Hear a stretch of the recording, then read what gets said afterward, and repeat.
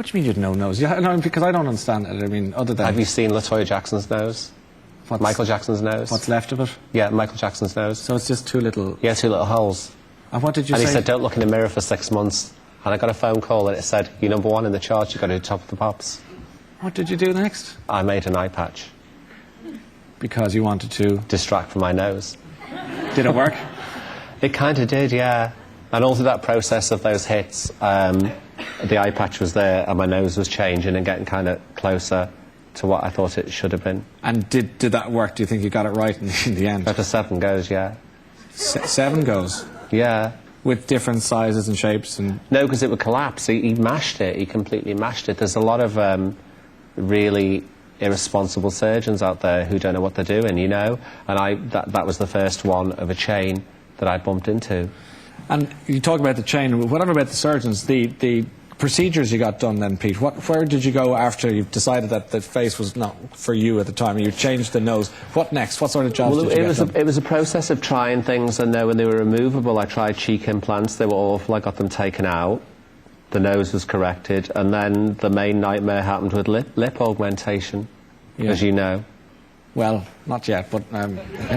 you can't see because it's a 2-hour makeup job, but I'm still going through it with that. What does the lip augmentation mean? Because a lot of people don't understand it. Just explain. Well, I'm sure, don't underestimate your audience. I'm sure most people here understand what lip augmentation is, and there's relatively innocuous things like collagen and restyling and things, but when it's something more serious that you don't want to keep going back every couple of weeks and getting done, there are solutions out there very commonly available here in Dublin. So when did you think that the lip augmentation situation has got out of control?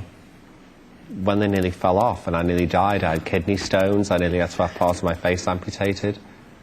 Very serious stuff, very serious. I mean, it's a simple question, but so forgive the simplicity, but how did they nearly fall off, or why? Because my body developed an immune system reaction to what was perceived to be a very safe solution. And an immune system reaction means that it eats its way through the rest of your face and moves into other parts of your body. And did this happen, was it one day in particular you woke up and the lips were just swollen? Was it beyond control, or was it a gradual process? Well, you know, this is a mainstream show, and, you know, if you had pictures and stuff like that, I had yellow pus and holes and stuff bursting out. My face was swelling up to twice its size. Unbelievable. I was on intravenous morphine, intravenous pethidine. The only doctor that could help me was a cancer facial reconstructive surgeon in Italy called Dr. Giovanni Ferrandez. He thought it would be like 3 operations. I ended up being in Italy for 18 months and getting this stuff excised and excised. It was no holiday. I can't talk about it glibly. It was extremely traumatic. It sounds like it. And it's not over yet. You've more to do. Yeah, more to do to get the to get the stuff out, because my body keeps rejecting it. There's still that stuff in it. Where is it?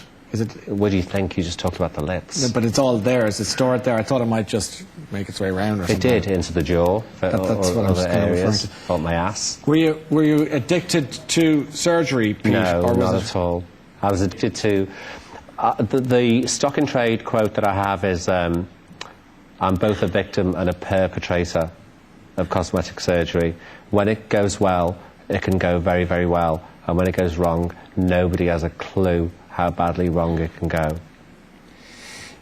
You did Celebrity Big Brother, and that was watched by a lot of people in this country, as it happens. Biggest mistake I ever made.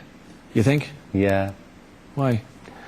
Because after spending 17 or 18 months in Italy, just with my partner Michael, and losing my country and not ever coming back here, coming back for a few days on the Christmas before I went in, and it felt like home, and then I did that show and it wasn't home anymore. I couldn't go anywhere.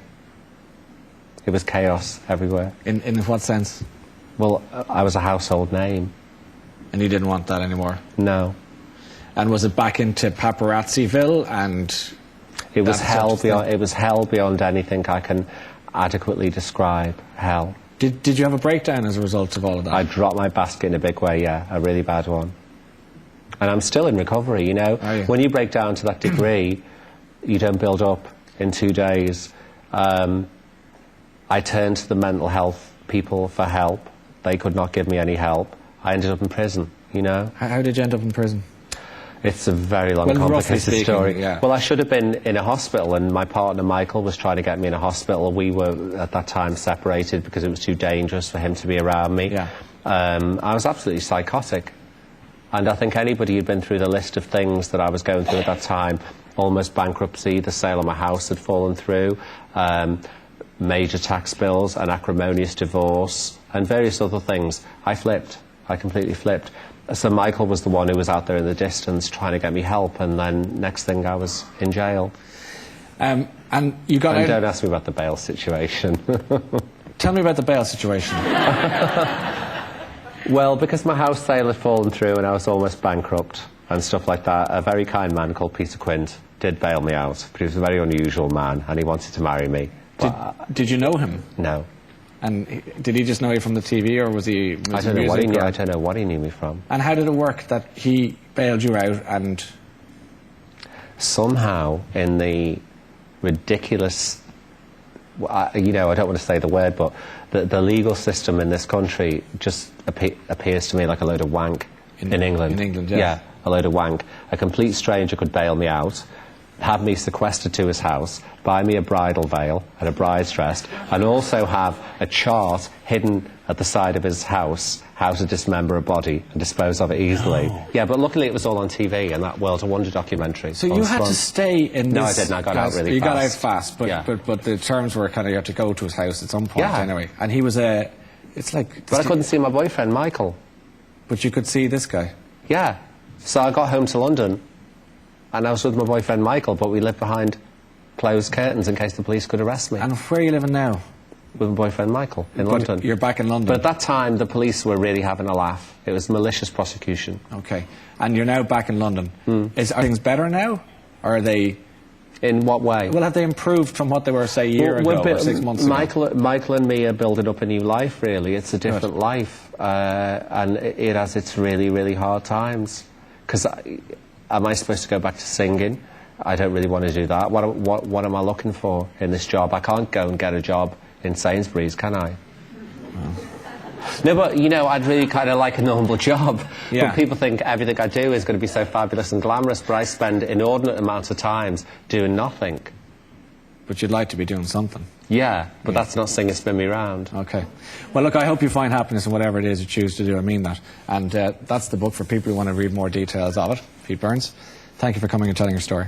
Did you know Michael and I are going to be married? No, I didn't, but I'm delighted to hear that. Congratulations. When is that going to take place? There he is over there. He's over there filming. Yeah. But from what I heard, because he's like my educator. From what I heard, it's not acceptable in Ireland that gay marriages are taken seriously. And you're going to get married when?